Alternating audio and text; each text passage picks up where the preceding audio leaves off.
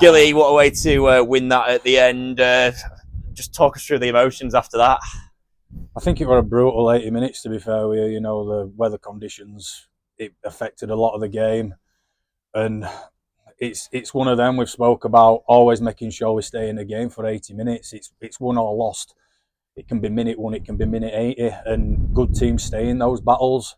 And I think congratulations to Dewsbury on such a great performance by themselves, but we managed to stick in the game and come out victorious. You know, it's not all about me; it's all about the players on the field. Don't get me wrong; it was awesome scoring that last minute try, but every single player on that field, you know, it's great to do it for the lads as well. Just reflect on that. As I say, the first 50 minutes, I think we find ourselves 12-0 down. That fight back spirit. So we level the game, they score, and then obviously we win it.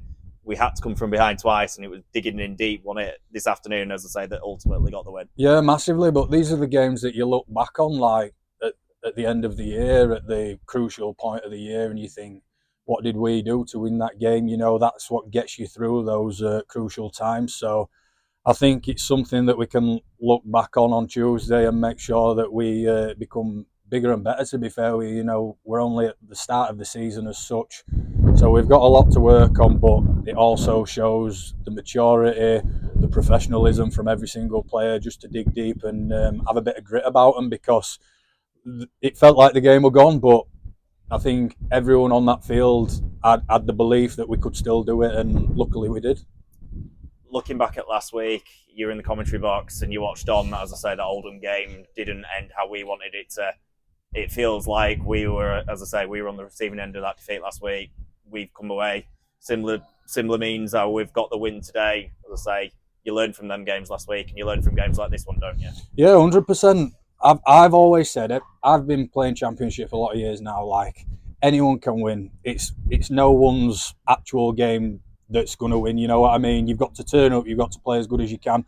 Otherwise, teams will take you down and pull you over. So it's making sure you're staying professional for the full 80 minutes. And it shows we wasn't at the stables whatsoever for even 60 minutes. You know, we were giving away a lot of penalties, six agains, and it wasn't our nature. But that's what happens with some teams, and it's trying to get yourself out of that washing machine as such, and getting through the other side. And like I says, luckily we've managed to do that today, and I think it'll put us in good stead for the rest of the season.